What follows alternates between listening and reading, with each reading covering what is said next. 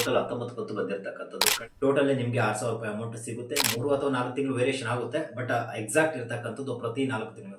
ಈ ಒಂದು ಯೋಜನೆಗೆ ಅರ್ಜಿಗಳನ್ನ ಸಲ್ಲಿಕೆ ಮಾಡಿರ್ತಕ್ಕಂಥವ್ರು ಮತ್ತೆ 2019ರ ನಂತರ ಪಹಣಿ ಏನಾದರೂ ನಿಮ್ಮ ಖಾತೆಗೆ ವರ್ಗಾವಣೆ ಆಗಿದ್ರೆ ಅಂತವರು ಈ ಒಂದು ಯೋಜನೆಗೆ ಅರ್ಜಿ ಸಲ್ಲಿಸೋದಕ್ಕೆ ಆಗೋದಿಲ್ಲ. ಅಂದ್ರೆ ವಾರ್ಷಿಕವಾಗಿ ಈ ಒಂದು ಅಮೌಂಟ್ ಏನಿದೆ ಇದನ್ನ ಡಬಲ್ ಮಾಡ್ತಾರೆ ಅನ್ನೋ ಒಂದು ಮಾಹಿತಿ ಸಹ ಯೂಟ್ಯೂಬ್ ಮತ್ತು ಕೆಲವೊಂದು ಸೋಷಿಯಲ್ ಮೀಡಿಯಾ ಪ್ಲಾಟ್ಫಾರ್ಮ್ಗಳು ಹರಿದಾಡ್ತಾ ಇದೆ.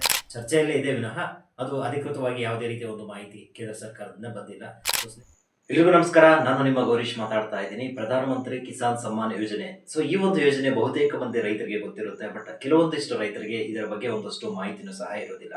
ಏನಪ್ಪ ಪ್ರಧಾನಮಂತ್ರಿ ಕಿಸಾನ್ ಸಮ್ಮಾನ್ ಯೋಜನೆ ಅಂತ ನಾವು ಕರೆಯೋದಾದ್ರೆ, ಇದು ಕೇಂದ್ರ ಸರ್ಕಾರದಿಂದ ಬಂದಿರತಕ್ಕಂಥ ಯೋಜನೆ. ಸೊ ಈ ಒಂದು ಯೋಜನೆ ಮುಖಾಂತರ ಪ್ರತಿಯೊಬ್ಬ ರೈತರಿಗೆ ಅನ್ನೋದಕ್ಕಿಂತ ಮುಂಚೆ ಯಾರು ಅರ್ಹರಿರ್ತಾರೆ ಅಂತ ರೈತರಿಗೆ ಸಂಬಂಧಪಟ್ಟಂತೆ ವಾರ್ಷಿಕವಾಗಿ 6,000 ರೂಪಾಯಿ ಅಮೌಂಟು ಸರ್ಕಾರದಿಂದ ಕೊಡ್ತಾ ಇರ್ತಕ್ಕಂಥದ್ದು.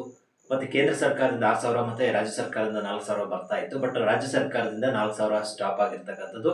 ಈಗ ಕೇಂದ್ರ ಸರ್ಕಾರದಿಂದ ಅಂದ್ರೆ ಪ್ರತಿ 3 ತಿಂಗಳಿಗೊಮ್ಮೆ 2,000 ರೂಪಾಯಿ ಒಂದು ಸಮ ಪ್ರಮಾಣದಲ್ಲಿ ಈ ಒಂದು 3 ಕಂತುಗಳಲ್ಲಿ ಈ ಒಂದು ಅಮೌಂಟ್ ಕೊಡ್ತಾ ಇರ್ತಕ್ಕಂಥದ್ದು ನೇರವಾಗಿ ರೈತರ ಖಾತೆಗಳಿಗೆ ಬರ್ತಾ ಇರ್ತಕ್ಕಂಥದ್ದು. ಅಂದ್ರೆ ಯಾರೆಲ್ಲ ರೈತರಿಗೆ ಈ ಒಂದು ಅಮೌಂಟ್ ಬರುತ್ತೆ ಅನ್ನೋದಾದ್ರೆ, ಸಣ್ಣ ರೈತರು ಮತ್ತೆ ಅತಿ ಸಣ್ಣ ರೈತರು, ಅಂದ್ರೆ 5 ಎಕರೆಗಿಂತ ಕಡಿಮೆ ಇರ್ತಕ್ಕಂಥ ರೈತರು ಯಾರ್ಯಾರಿದ್ದಾರೋ, ಮತ್ತೆ ಈ ಒಂದು ಯೋಜನೆಗೆ ಅರ್ಜಿಗಳನ್ನ ಸಲ್ಲಿಕೆ ಮಾಡಿರ್ತಕ್ಕಂಥವ್ರು ಮತ್ತೆ 2019ರ ನಂತರ ಪಹಣಿ ಏನಾದರೂ ನಿಮ್ಮ ಖಾತೆಗೆ ವರ್ಗಾವಣೆ ಆಗಿದ್ರೆ ಅಂತವರು ಈ ಒಂದು ಯೋಜನೆಗೆ ಅರ್ಜಿ ಸಲ್ಲಿಸೋದಕ್ಕೆ ಆಗೋದಿಲ್ಲ. ಅದಕ್ಕಿಂತ ಮುಂಚೆ ಏನಾದರೂ ಆಗಿದ್ರೆ ಈ ಒಂದು ಹೆಸರಿಗೆ ನಿಮ್ಮ ಒಂದು ಖಾತೆ ವರ್ಗಾವಣೆ ಆಗಿದ್ರೆ ಅಥವಾ ನಿಮ್ಮ ಹೆಸರಲ್ಲಿ ಖಾತೆ ಒಂದು ರಿಜಿಸ್ಟ್ರೇಷನ್ ಆಗಿದ್ರೆ ನೀವು ಅಪ್ಲೈನ ಮಾಡ್ಕೊಳ್ಬೋದು. 2019ರ ನಂತರ ಪಹಣಿ ರಿಜಿಸ್ಟ್ರೇಷನ್ ಆಗಿದ್ರೆ ಅಂತವ್ರಿಗೆ ಬರೋದಿಲ್ಲ. ಅದರಲ್ಲಿ ಪೌತಿ ಖಾತೆ ಆಗಿದ್ರೆ ಅವರು ಈ ಒಂದು ಯೋಜನೆಗೆ ಅರ್ಹರಾಗಿರ್ತಾರೆ ಅನ್ನೋದು ಒಂದು ಮಾಹಿತಿ ಇರ್ತಕ್ಕಂಥದ್ದು. ಇನ್ನು ಅಪ್ಡೇಟ್ ಒಂದು ವಿಚಾರಕ್ಕೆ ಬರೋದಾದ್ರೆ, ಪ್ರತಿ ಸಲ ಸಹ ಹೊಸ ಅಪ್ಡೇಟ್ ಬರ್ತಾ ಇರ್ತಕ್ಕಂಥದ್ದು.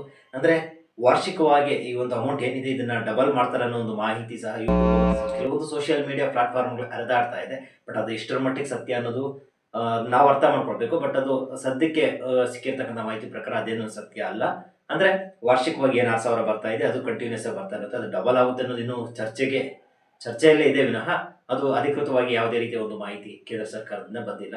ಸೊ ಸ್ನೇಹಿತರೆ, ರೈತರಿಗೆ ಅಂದ್ರೆ ವಾರ್ಷಿಕವಾಗಿ 6,000 ರೂಪಾಯಿ ಅಮೌಂಟ್ ಈ ಒಂದು ಯೋಜನೆ ಮುಖಾಂತರ ಬರ್ತಾ ಇರ್ತಕ್ಕಂಥದ್ದು. ಈ ಯೋಜನೆ ಅಡಿಯಲ್ಲಿ ಬರ್ತಕ್ಕಂಥ ರೈತರು ಈ KYC ನ ಕಡ್ಡಾಯವಾಗಿ ಮಾಡಿಸಿರ್ಬೇಕಾಗುತ್ತೆ. ಈ KYC ಯಾರು ಮಾಡಿಸಿರೋದಿಲ್ಲ ಅಂತಹ ರೈತರಿಗೆ ಸ್ಟಾಪ್ ಆಗಿರುತ್ತೆ. ಕೆಲವರಿಗೆ 16 ಕಂತು, 15 ಕಂತು, 14 ಕಂತು ಈ ರೀತಿ ಬಂದು ಸ್ಟಾಪ್ ಆಗಿರುತ್ತೆ. ಯಾಕೆ ಸ್ಟಾಪ್ ಆಗಿರುತ್ತೆ ಅಂದ್ರೆ, ನೀವು ಈ KYC ಮಾಡಿಸಿರೋದಿಲ್ಲ. ಕಡ್ಡಾಯವಾಗಿ ಈ KYC ಮಾಡಿಸಲೇಬೇಕಾಗುತ್ತೆ. ಈ KYC ಮಾಡಿಸಿದ ನಂತರ ನೆಕ್ಸ್ಟ್ ಬರ್ತಕ್ಕಂಥ ಕಂತಿಂದ ಅಮೌಂಟ್ 2,000 ರೂಪಾಯಿ ನೇರವಾಗಿ ರೈತರ ಖಾತೆಗೆ ಬರ್ತಾ ಇರ್ತಕ್ಕಂಥದ್ದು. ಇದುವರೆಗೂ ಟೋಟಲ್ 19 ಕಂತು ಬಂದಿರತಕ್ಕಂಥದ್ದು. ಅಂದ್ರೆ ಪ್ರತಿ 4 ತಿಂಗಳಿಗೊಮ್ಮೆ ಈ ಒಂದು ಅಮೌಂಟ್ ಬರ್ತಾ ಇರ್ತಕ್ಕಂಥದ್ದು. 3 ಅಥವಾ 4 ತಿಂಗಳು ವೇರಿಯೇಷನ್ ಆಗುತ್ತೆ, ಬಟ್ ಎಕ್ಸಾಕ್ಟ್ ಇರ್ತಕ್ಕಂಥದ್ದು ಪ್ರತಿ 4 ತಿಂಗಳು. ಅಂದ್ರೆ ವರ್ಷಕ್ಕೆ 3 ಕಂತುಗಳಲ್ಲಿ 2,000 ರೂಪಾಯಿ ಆಗ್ತಾ ಇರ್ತಕ್ಕಂಥದ್ದು. ಟೋಟಲಿ ನಿಮಗೆ 6,000 ರೂಪಾಯಿ ಅಮೌಂಟ್ ಸಿಗುತ್ತೆ. ನೀವು ಅಪ್ಲೈಯನ್ನ ಮಾಡಬೇಕಾದ್ರೆ ನಿಮ್ಮ ಹತ್ತಿರದ ರೈತ ಸಂಪರ್ಕ ಕೇಂದ್ರ ಅಥವಾ ಕೃಷಿ ಇಲಾಖೆ ಯಾವುದು ಬರುತ್ತೋ, ನಿಮ್ಮ ಕಸಬಾ, ನಿಮ್ಮ ಹೋಬಳಿಯಲ್ಲಿ ಬರುವಂತಹ ಕೃಷಿ ಇಲಾಖೆಗೆ ಭೇಟಿ ಕೊಟ್ಟು ಅಲ್ಲಿ ನಿಮ್ಮ ಒಂದು ಡಾಕ್ಯುಮೆಂಟ್ಸ್ ಅನ್ನು ಕೇಳ್ತಾರೆ. ಆಧಾರ್ ಕಾರ್ಡ್, ರೇಷನ್ ಕಾರ್ಡ್ ಇರ್ಬೋದು, ನಿಮ್ಮ RTC ಪಹಣಿ ಇರ್ಬೋದು, ಬ್ಯಾಂಕ್ ಪಾಸ್ಬುಕ್, ಒಂದು ಫೋಟೋ, ಅರ್ಜಿ, ಇಷ್ಟು ಡಾಕ್ಯುಮೆಂಟ್ಸ್ ಅನ್ನ ನೀವು ಅಲ್ಲಿ ಸಬ್ಮಿಟ್ ಮಾಡಿ ಈ ಒಂದು ಯೋಜನೆಗೆ ನೀವು ಸಹ ಫಲಾನುಭವಿ ಆಗಬಹುದು. ಆದರೆ ನಾನು ಹೇಳಿದಾಗೆ 2019ರ ನಂತರ ನಿಮ್ಮ ಒಂದು ಆಸ್ತಿ ಏನಾದರೂ ವರ್ಗಾವಣೆ ಆಗಿದ್ರೆ ಅಥವಾ ನಿಮ್ಮ ಆಸ್ತಿ ಏನಾದರೂ ನಿಮ್ಮ ಹೆಸರಲ್ಲಿ ರಿಜಿಸ್ಟ್ರೇಷನ್ ಆಗಿದ್ರೆ ನಿಮಗೆ ಈ ಒಂದು ಯೋಜನೆಗೆ ಬೆನಿಫಿಟ್ ಸಿಗೋದಿಲ್ಲ ಸದ್ಯದ ಮಟ್ಟಿಗೆ. ಮುಂದೆ ಏನಾದರೂ ಹೊಸ ಅಪ್ಡೇಟ್ ಬಂದಾಗಬೇಕಾದ್ರೆ ಅದಕ್ಕೆ ಸಂಬಂಧಪಟ್ಟಂತೆ ವಿಡಿಯೋನು ಸಹ ನಾನು ಮಾಡ್ತೇನೆ. ಈಗಿರ್ತಕ್ಕಂಥ ಒಂದು ಮಾಹಿತಿ ಪ್ರಕಾರ 2019 ಒಳಗಡೆ ರಿಜಿಸ್ಟ್ರೇಷನ್ ಆಗಿರಬೇಕು ಅಥವಾ 2019ರ ನಂತರ ಆಗಿದ್ರೆ ಅದು ಪೌತಿ ಖಾತೆ ಮುಖಾಂತರ ನಿಮ್ಮ ಹೆಸರಿಗೆ ನೋಂದಾವಣೆ ಆಗಿದ್ರೆ ನೀವು ಈ ಒಂದು ಯೋಜನೆಗೆ ಅರ್ಜಿಯನ್ನು ಸಲ್ಲಿಕೆ ಮಾಡಬಹುದು. ಅದರಿಂದ ಏನು ಸಮಸ್ಯೆ ಆಗೋದಿಲ್ಲ. ಈಗ ನೆಕ್ಸ್ಟ್ ಬರ್ತಾ ಇರ್ತಕ್ಕಂಥದ್ದು 20ನೇ ಕಂತು. ಸೊ ಇದುವರೆಗೂ ನಿಮಗೆ ಎಷ್ಟು ಕಂತು ಅಮೌಂಟ್ ಬಂದಿದೆ ಮತ್ತೆ ಏನೆಲ್ಲ ಒಂದು ಸಮಸ್ಯೆಗಳಾಗಿದೆ ಅನ್ನೋದನ್ನು ಕಮೆಂಟ್ ಸೆಕ್ಷನಲ್ಲಿ ಕಮೆಂಟ್ ಮಾಡಿ. ಅದಕ್ಕೆ ಸಂಬಂಧಪಟ್ಟಂತ ಒಂದಷ್ಟು ಮಾಹಿತಿ ನಾನು ನಿಮ್ಮೊಂದಿಗೆ ಹಂಚಿಕೊಳ್ಳುವಂಥ ಪ್ರಯತ್ನ ಮಾಡ್ತೇನೆ. ಸಿಗೋಣ ಮುಂದಿನ ವಿಡಿಯೋದಲ್ಲಿ. ಅಲ್ಲಿ ತನಕ ಎಲ್ರಿಗೂ ನಮಸ್ಕಾರ.